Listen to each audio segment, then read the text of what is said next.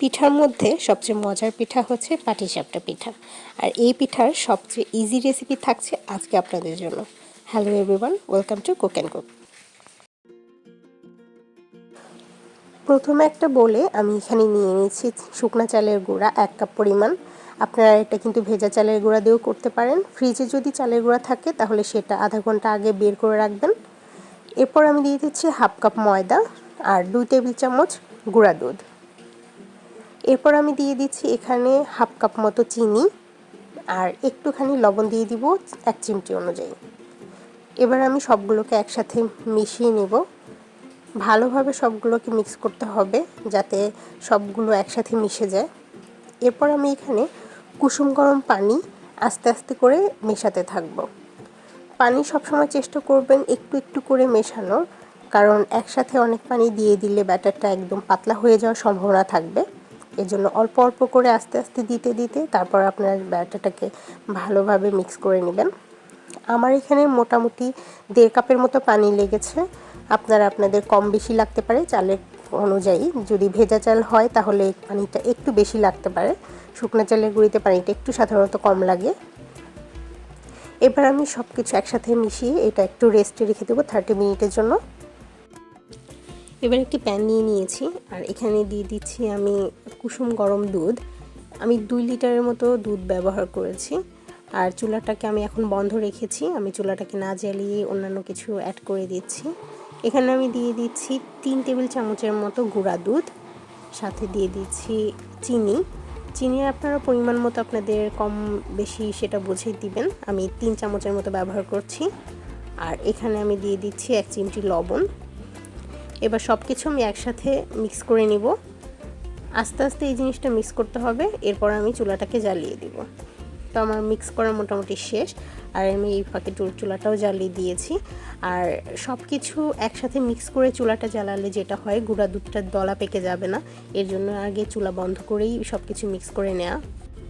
পাশে একটা বাটিতে আমি 2 টেবিল চামচের মতো চালের গুঁড়া নিয়েছি, সাথে দিয়ে দিচ্ছি এখানে একটু দুধ। এটা আমি একটা মিশ্রণ তৈরি করে এটা পাশে রেখে দিব।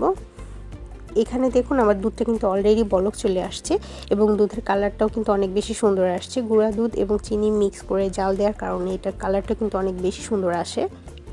এরপর আমি একটু ফ্লেভারের জন্য এখানে অ্যাড করব হচ্ছে এলাচ, দারচিনি এবং তেজপাতা। চাইলে এখানে আপনারা এলাচের গুঁড়াও ব্যবহার করতে পারেন। এলাচের গুঁড়া দিলেও কিন্তু খুব সুন্দর একটা ফ্লেভার পাবেন। এবার আমি যে চালের গুঁড়া এবং দুধের মিশ্রণটা তৈরি করে রেখেছিলাম সেটা এখন এক সাইডে আমি সুন্দর করে ঢেলে দিচ্ছি এবং আর এক হাত দিয়ে কিন্তু নাড়ছি। সো এই স্টেপটা কিন্তু আপনারা খুব দ্রুত করবেন, কারণ এটা হুট করে ঢেলে দেওয়ার পরে আপনারা যখন নাড়তে যাবেন দেখবেন ভেতরে কিন্তু দলা পেকে গেছে, একদম বল বল হয়ে গিয়েছে।